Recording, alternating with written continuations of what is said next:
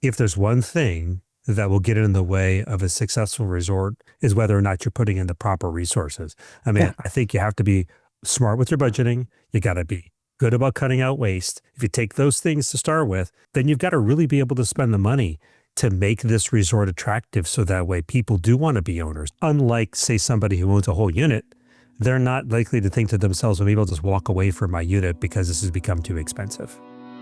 HOA Insights is brought to you by 6 companies that care about board members: Association Insights Marketplace, Association Reserves, Community Financials, Kevin Davis Insurance Services, HOA Invest, and the Inspectors of Election.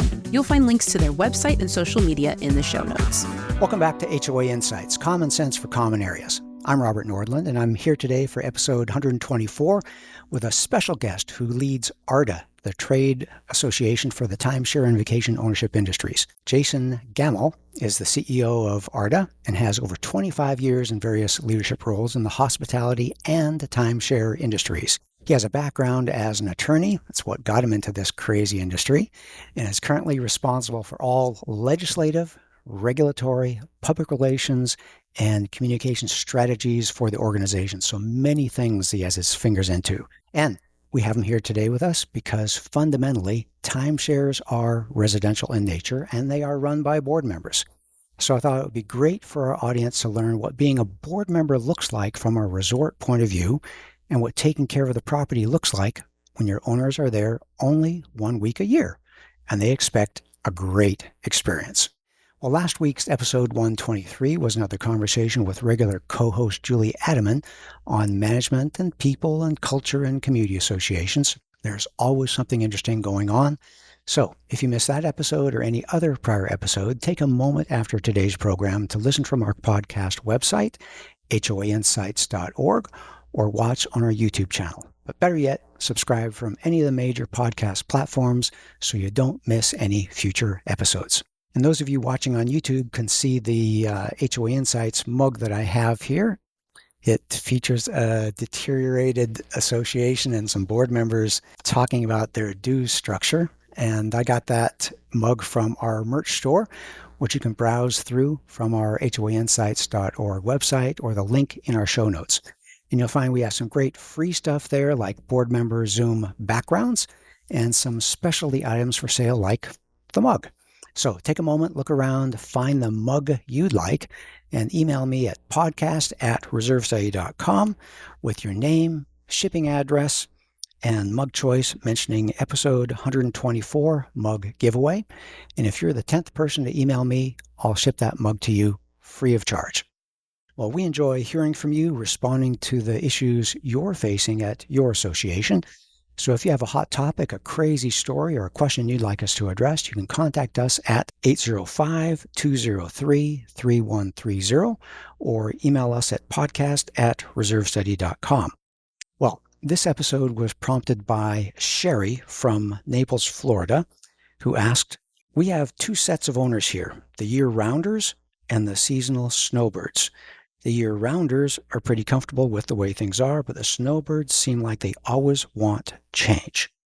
Any suggestions? So, after getting this email, we felt it would be great to have someone like Jason on the program whose entire ownership base is made up of short-term visitors to their property. So, Jason, welcome to the program. And how would you respond to Sherry, who's trying to make a cohesive group of owners at a property where the people on site are fundamentally in a seasonal or weekly state of change? Well, Robert, first of all, thank you so much for having me on the podcast.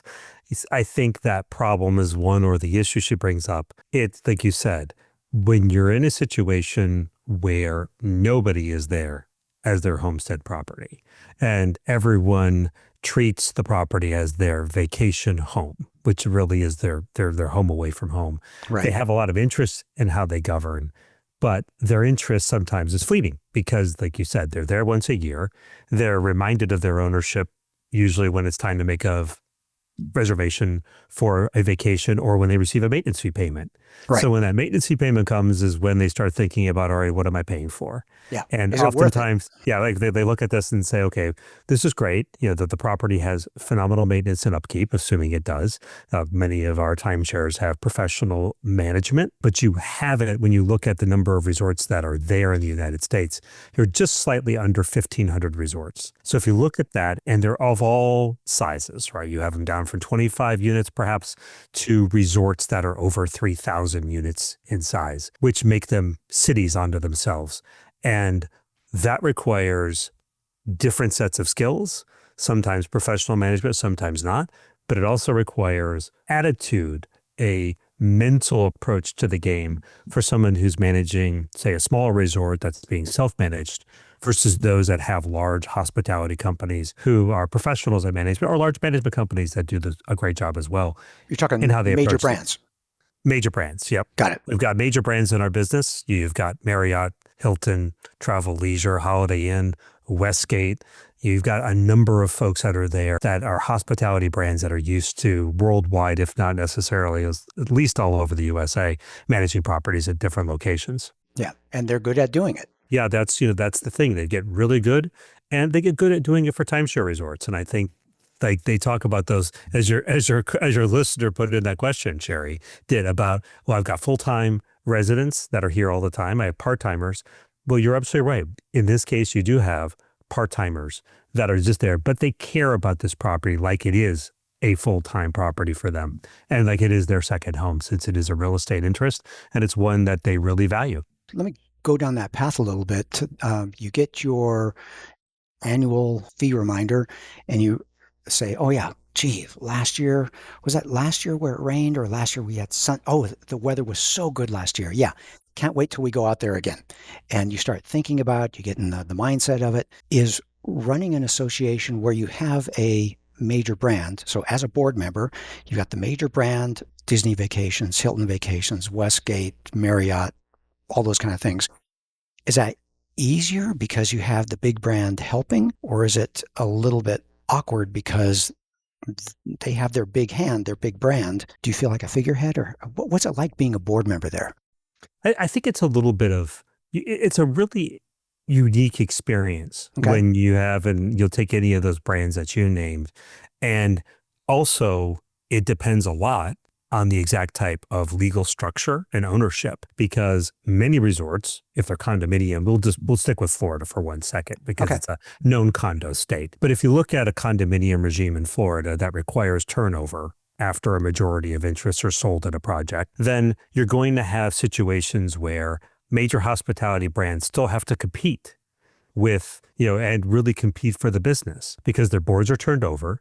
The boards might very well still want the major brand to continue to be the hospitality provider because they do a fantastic job. And oftentimes certain benefits are associated with that management contract. Hanging of a flag of a particular name on a resort is contingent upon them doing the management, because you don't want to have a Marriott name, for instance, on a property that's not being managed by Marriott to provide the consistent experience that's expected from that brand. And then you have, on the other hand, the undivided interest projects, UDIs, that look a lot like a timeshare. No one would tell the difference from the outside, but board turnover isn't required in those circumstances. So you will have a hospitality company, depending upon ownership structure, that will either have control or not control of a board, which then sets up a very different dynamic. Not that it's a worse experience or otherwise, but that means there's competition, which then as a board member, you're evaluating and putting your fiduciary duty and your responsibilities to the test when you look at things and say, well, what's best for the association? What's best for the owners there? And how do I view this through a lens of a board member who has 1 week or 2 weeks or maybe multiple weeks or lots of days worth of ownership in this particular property? What's the best decision we're going to make for our owners? And it usually comes down to, again, having that hospitality company and that management company do the work, do the construction work, do things that, refurbishments that take place every 5 years, which is very common in the timeshare industry for capital improvements. But you're going to look at this a little differently if you're a independent board of the developer. You may have 1 or 2 developer representatives still on the board, But it just creates a very different dynamic. But it's also one where you find the management companies spending a lot of time educating the board members, and board members need to be open to that because they understand the value of their ownership and the meaningfulness of having the right manager in place to make sure that experience is a good one over and over again. Because as we found through our research, and we do a really neat monthly sentiment index, it's our vacation ownership sentiment index, where we survey 500 timeshare travelers versus 500 regular travelers to get their opinions on all things related to travel. But one thing we do ask is, what is your expectation of your timeshare vacation versus your regular vacation? And you find that over 75% of timeshare owners expect more from their timeshare vacation than a regular vacation. So they go into this, board members or not, expecting a wonderful experience because they paid for it. It's their second home. Here they go. Like you said, the weather's going to be good. We want the weather to be good. We're going to have this amazing experience going to the parks or the beach. And now you show up and think, I really believe that my experience should be wonderful. So the decisions that are made by the board are going to be ultra important to making sure that the ability of the developer or of the management company to make that experience meet expectations. Well, if you think to yourself, I want to go with the low cost option on things, or I'm not thinking long term on something, you could very well affect the way that the majority of your constituent base feels about their vacations. My brain just spinning on so many different places, different directions we could go. Is there a fundamental difference of being a board member at a place where you have a fixed week versus a club where it's kind of a shared ownership concept? Is being a board member the same or different? I think there's differences. There's certainly differences in size and scope and services that are provided. When you're a board member, back in the 80s and 90s, you bring up a very important point. The timeshare product back then was very much a fixed week, fixed unit product. And you knew every year what week you were coming back. As a board member, you were certainly looking forward to hopefully the annual meeting took place perhaps some other time other than your week, because that was extra travel to the resort that you like to spend time to be able to visit. That was going to be my follow-up question. Can you go there and relax, or are you working? Yeah, exactly. Well, you're going to be spending your time there, and owners and residents know who you are and are going to bring their issues to you. So if you look at what's happening for those fixed week, fixed unit, there's predictability for when you know you're going to be there, how you're going to use your resort. And for the most part, if you're going back there every year, you're going to be a little bit more vested in that specific resort and how the expenses are spent. In these larger projects now, you may be an owner at a resort, but you realize the inventory now is all being held, for instance, in a trust. So all this inventory is into a trust. Governance looks a little different because you're still going to have boards and running, and you still want to make sure that the resort that the board you sit on is good.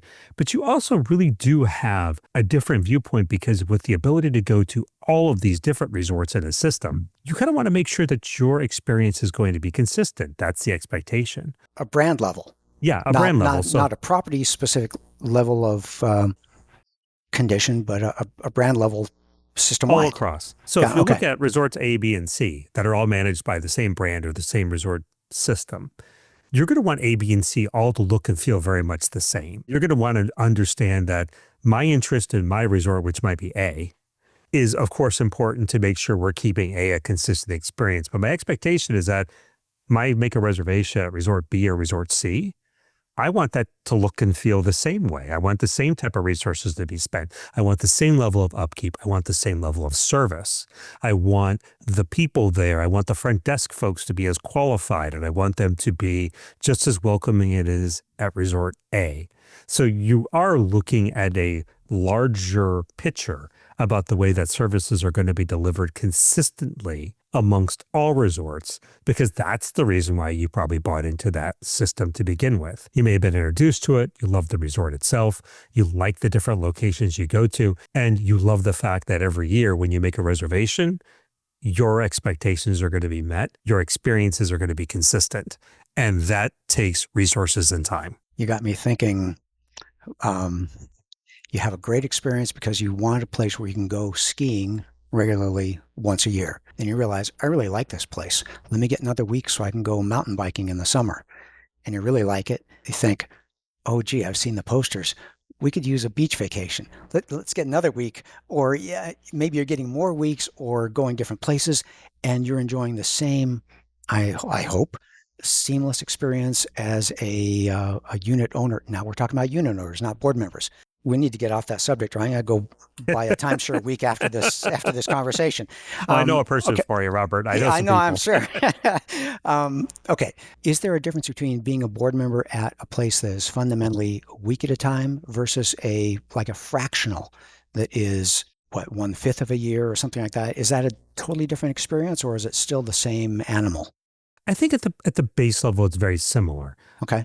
You do, however, when you start looking like anything, and I think the same thing if you apply it to an HOA residential situation, you may be in a subdivision where the homes are $250,000 in value.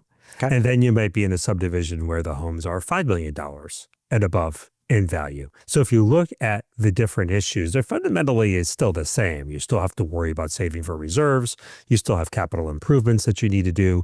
Your FF&E costs might be different because you may have more expensive amenities in the room. Yeah, if you're looking at, for instance, the services that are often provided by in the high-end fractionals, you may have a storage locker that has all of your family pictures in there that get brought out for you by your management company when you check in, making it truly feel like a second home, right? Those things you pay for, right? Those are going to be included in your overall fees. And when you're asking your management company about what type of things they are doing to cater to your needs, you may have a more discernible tastes that exist within your ownership base that require you to think a bit more critically about the services that are provided because the fees are expensive. When you look at the places, though, that might be 1 week or smaller increments of time where people are visiting, or better yet, they don't really get that multi-week stay. Because the way that timeshare nowadays is sold and used in points increments, when those weeks are turned into points, people may be there for 2 or 3 days. They could be there for 10 or 15. There's different lengths of stay. But when you look at those fractional projects that you mentioned, you do have to have a little bit of a different eye for, I'm going to say, quality and perhaps the type of experience that the fellow owners are looking for and what they're going to expect as an upkeep and maintenance when you're paying thousands and thousands in maintenance fee versus maybe hundreds in maintenance fees. Okay. And so I think that just like anything, the fundamental issues are still the same. How do I maintain?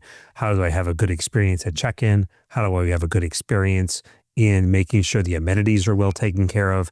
And that's also something you see differently too, because really the upkeep and maintenance of the amenities that might be with a fractional project, a ski in, ski out, for instance, a lot of them in great places like Aspen or Breckenridge, Steamboat, you're going to have yourself a different level of expertise needed to make sure everything is taken care of and are provided by people who really have higher level expectations. So that's another thing that each board member is going to have to really understand, or what are the expectations of the fellow owners? And the people, what do they expect every time they're in residence? When I think of board members for residential properties, I think it's pets, it's parking, it's fines, it's the maintenance, it's the budget, of course, the rules, those kinds of things. What you've been talking about adds a layer of hospitality. So the average residential board member is not an expert in rules. They're not an expert in budgeting. They're not an expert in capital improvements. Can a timeshare, a resort board member, just as well be a decision maker? Not an expert, but a decision maker when it comes to the hospitality type of questions. What level of staffing? What level of support? Is that just one more thing that they become a prudent representative of the other owners? Yeah, I think when you look at the way that boards are made, let's say you had a 5 or 7 person board, it's very much like putting together an effective basketball team. You have your point guards, you've got your forwards, you have your centers, you have different people who play different positions. When looking to fill out the boards, especially when you're doing this as a part-time deal, like everyone's usually part-time, but if you're not living there on property, inspecting it every day, looking for improvements when you're there just for a short period of time a year, you first want to make sure you've got people on the board who fill out the needs properly. Yeah, Right. it's always important that when, as a board member myself, when I was a board member, as a real estate attorney, as a board member of my condominium association, they were very impressed by, okay, we have a real estate attorney, he knows condo law, that'll be helpful to us. We had an accountant on there, which is great because you've got somebody who understands the budgeting process. But my HOA, when I lived in Florida, I had someone who was actually a landscape architect design person. Nice. Who really helped us manage all of our HOA grounds. And he was someone who could direct people to do the right thing.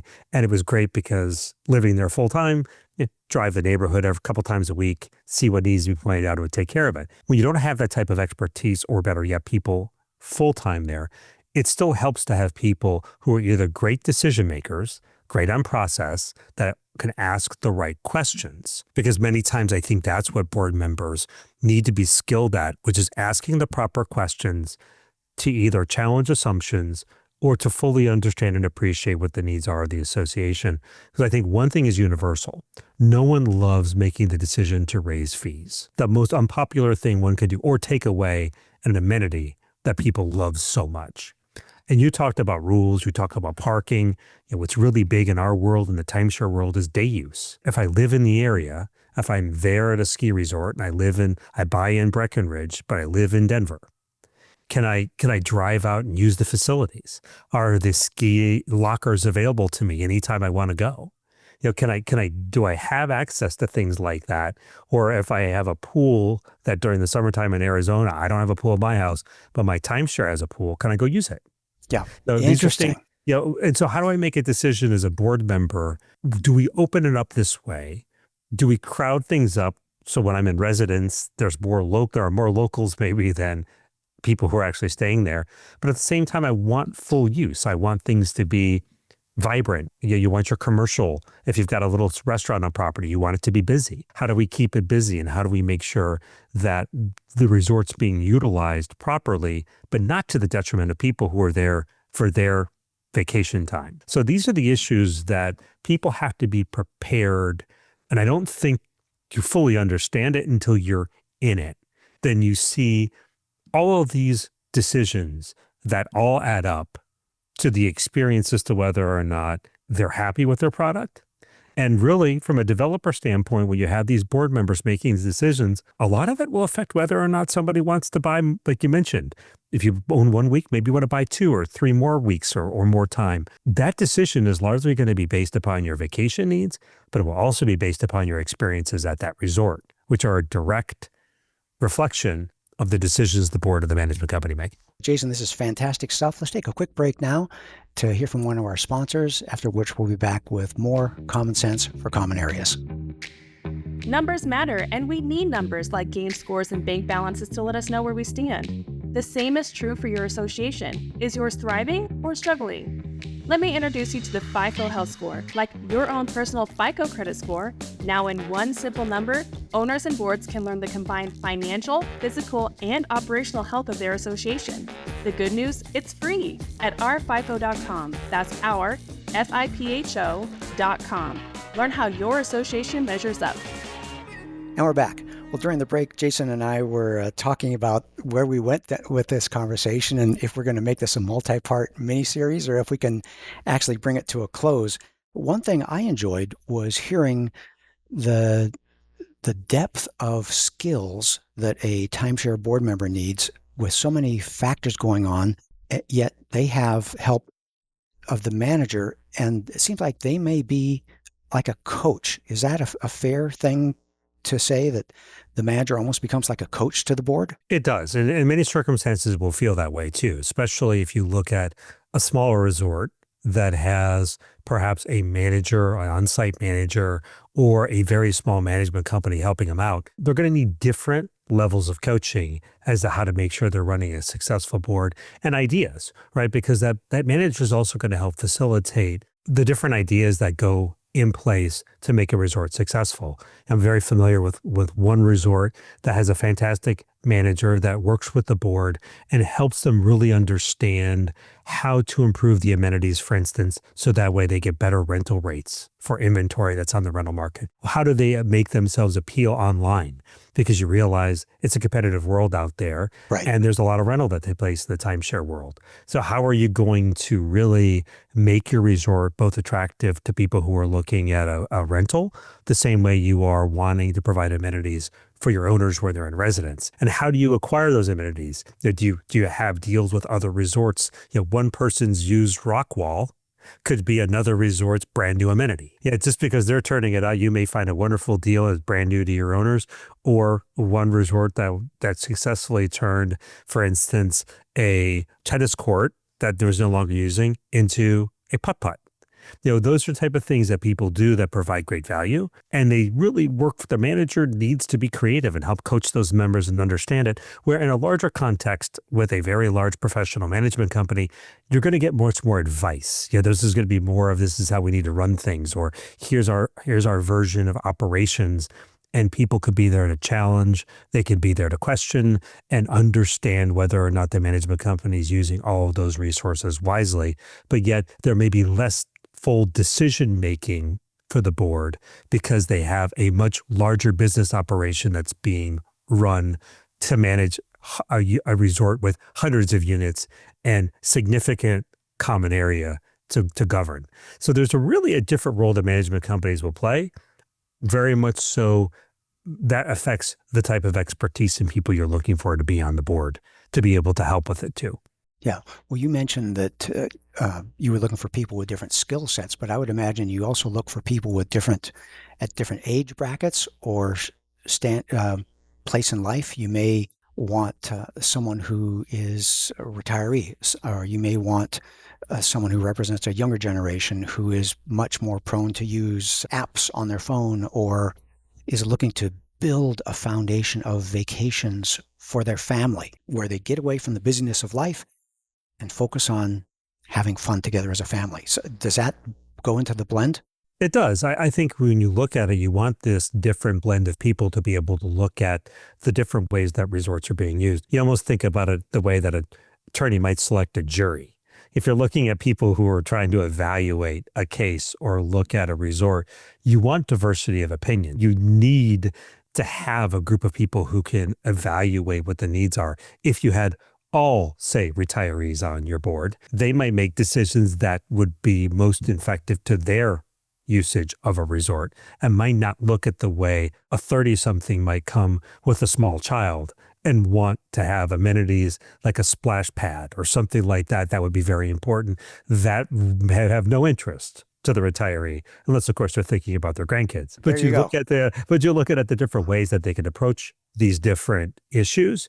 The diversity of opinion matters. It really matters a lot because it is a difficult thing. You talk about those challenges of every board, and I think every board member struggles with, what do we do with dues this year? You can't control costs and expenses. You can't control necessarily inflation. You can't control the cost of labor. We at ARDA, we just started up, or we're about ready to launch our own insurance captive to help provide property insurance for associations and for resorts all across the country. Good. It's trying to meet a need that you realize people have, a cost that they know they have to spend every year. How do we do so in the most efficient way possible? Because nobody likes to raise dues, but we all know if there's one thing that will get in the way of a successful resort or making a resort successful is whether or not you're putting in the proper resources. I think you have to be smart with your budgeting. You got to be good about cutting out waste. If you take those things to start with, then you've got to really be able to spend the money to make this resort attractive, so that way people do want to be owners, that you don't lose your owners. Because unlike, say, somebody who owns a whole unit, they're not likely to think to themselves, well, maybe I'll just walk away from my unit because this has become too expensive. They'll sell it, they'll move on. But timeshare owners have a little different dilemma when it comes to what do they do and how do they feel about their resort and what are their options once they believe that timeshare no longer fits their lifestyle. But yet one of the big reasons might be my resort is in disrepair because my board won't spend the money to fix it up.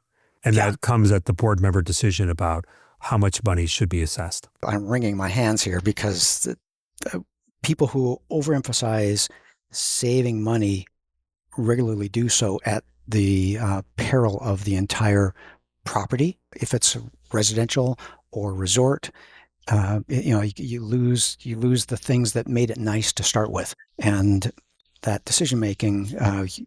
Jason, you talked about being able to make the hard decisions. We've spoken on the podcast previously about the 4 C's of being an effective board member, about caring, about being curious, about being courageous to be able to make that decision and say this does need to be done, and then communicating it effectively. And those are the same kind of characteristics you're talking about, maybe with larger issues.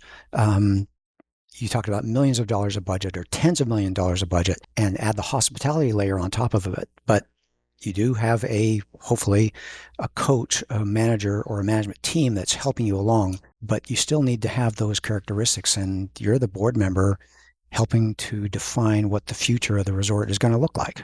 So true. And that to me is just part of, it's such a larger responsibility than I think a timeshare board member ever would anticipate before they join, when they realize that, yes, it's a lot too when you sit on your own HOA like I have and others, when you're looking at your community, and yes, people know who you are and they talk to you, get to know them, you get opinions whether you like them or not, because you're there. Well, this is very different, but your role is still extremely important. I mean, you're still responsible for the overall management, maintenance, and repair of all the common areas and making sure this resort experience is a good one. And as people want to stay on these boards, they want to be reelected, and they want to continue to participate. It's important, though, that they balance that they realize it's not always bad to spend more money, especially when it means that the maintenance and repair are going to stay at a level that people expect. Because at the end of the day, that's the name of the game. It's not just about saving money or being reelected as a board member. It's about making sure that property is just as nice as it was on day one when I bought it, as day 5,000 when hopefully I'm still vacationing at that property. Yeah, I just wrote down desirability, making it still a good thing. Well, I'm looking at the time. I've got another question for you, though. Sure. I live in the world of residential community associations, and our world changed when we had the tragic Champlain Towers South collapse in June of 2021. Did that have the same, I don't want to say ripple effect, it had a catastrophic effect in how board members saw their product? Are we just here? Are we just saving money? Are we going to redecorate the lobby this year? All of a sudden, they're concerned about safety and the stability of their building. Did that have the same repercussions in the timeshare, in the resort world, or was it different there? It was same and different. So for one, horrible tragedy. And it's one that I think everyone could relate to, especially in the timeshare industry, managing large properties or multi-story. Some of them could be 20, 30, 40 years old. And when you looked at what happened there, it was a teachable moment as well for people to understand, just like you mentioned, what kind of resources are being put in to a resort, what decisions are being made, and who's making the decisions to either put resources into a resort for maintenance and repair, to do the right reserve studies and the structural engineering studies to make sure that you're building, especially those that are close to the ocean or maybe more susceptible to see that saltwater air and saltwater intrusion, or you're looking at places in California that might be more earthquake prone. We as a trade association do a lot of advocacy work. That's really the heart of any trade association, is advocacy. And through the ARDA Resort Owners Coalition, which we call ARDA Rock, that is how owners have a voice in what we do from a legislative advocacy perspective, because it is owners and are the owners who contribute through their maintenance fees voluntarily to our association to be able to do advocacy work on their behalf. And the reason I bring this up is because over the last few years, as you well know, there's been a lot of effort in Florida to try to legislate better safety standards. And I think those legislative efforts have highlighted two important things. One, that it's difficult to find consensus on how all of these different associations and management companies approach this issue. Right? Everyone's got different thoughts. What's safety? What's right? What's wrong? What's too much? 3 stories, 2 stories? How frequently should you do these studies? What do you do now? And what happens once a board then receives a report that tells them something might be wrong? And how does that engineer couch it in a way that people can either act on it or not, but you realize that fiduciary duty comes back to you. And boards are going to, of course, act conservatively, or they should. But what does that mean for the residents? What does that mean for longtime residents who've got their entire savings poured into their unit and otherwise? When you look at the timeshare world, part of it for us is the law, we'll just say the law of unintended consequences. Yep. Right? When we look at things that happen for residential versus timeshare, I'll give you one great example, Robert. During the times in which the original days of legislation, and happened last year, where the legislature determined a board needs to meet 4 times in person a year as a condominium association board to ensure they're really doing their job. This is important. Florida legislation. Florida legislation. So you look at the timeshare world, just this year, we finally made the proper amendment to that bill in saying for a timeshare association, that's not necessary. Meeting once a year in person is more than important, more than enough, especially for people who aren't there full time, because you're bringing people back, and 4 times a year when you could still meet if you needed to electronically, or you could get together by Zoom, or you could pull together a special meeting whenever you need it. But this isn't a homestead property. So people are not, this isn't their home. This isn't someplace where they live necessarily. So what is the consumer protection in 4 in-person meetings a year when we can still do all the structural issues structural studies, everything else that needs to be done? It's inefficient. It's impractical to bring people in from all over the country 4 times a year. And it just doesn't make sense. Or contracting for services. So there's a number of things you look at that were good ideas that were coming from legislation, the Champlain Tower tragedy, that from a timeshare perspective, just doesn't make sense because of the nature of ownership and the nature of management and board member participation. So I think it did rock our industry to the core. There had been even timeshare resorts that have gone through structural studies that found problems, that literally kind of decommissioned the timeshare plan and sold the property that was then leveled and reused and rebuilt. But it's good. It highlighted an issue. It made everyone think twice about everything, to go get their structural reports to make sure they were in good shape, because we didn't want to see this tragedy again. And really, it's changed the way that we view management overall, especially in Florida and beyond, because this isn't something that's going to be just isolated to Florida. It will make its way. If this happens somewhere else in California, others, you'll see similar type legislation, and people should be thinking ahead. Yeah. Well, I'm looking at my map here on my wall. Mother Nature and Father Time doesn't care about the border between Florida and Georgia and South Carolina and North Carolina. The buildings are going to deteriorate, so you got to manage deterioration and not just focus on the laws. But I like that summary that you're talking about. The laws between timeshares and a residential association need to be similar, but a little bit different. Maybe different flavors. Jason, it's been great. It's been fantastic having you with us on the program here today. Any closing thoughts to add at this time? Well, first of all, thank you so much to have me on the show again. The podcast's been great. I think if there's one closing thought I'd say to people is that they realize if you're in an area or a community from a legislative or regulatory perspective, and you're thinking about the differences or the way that things should be for HOA operations, if you're part of a mixed unit community, which there are with timeshare, residential, and hotel all in one, understand that those timeshare folks, yes, there are definitely different, but they have different needs. There's different thoughts. There's different concerns. And be mindful. If you're an HOA professional, you're thinking about what it means to manage a resort or what it is like to be part of an HOA world in the timeshare space. There are special considerations. You should know that. Be smart about asking questions and be aware. A sibling or a cousin, they're similar, but a little bit different. Fantastic. Well, if you'd like to get in touch with Jason or learn more about ARDA, you can go to their website at arda.org. Well, we hope you learned some HOA insights from our discussion today that helps you bring common sense to your common areas. We look forward to having you join us for another great episode next week. You've been listening to HOA Insights, Common Sense for Common Areas. If you like the show and want to support the work that we do, you can do so in a number of ways. The most important thing that you can do is engage in the conversation.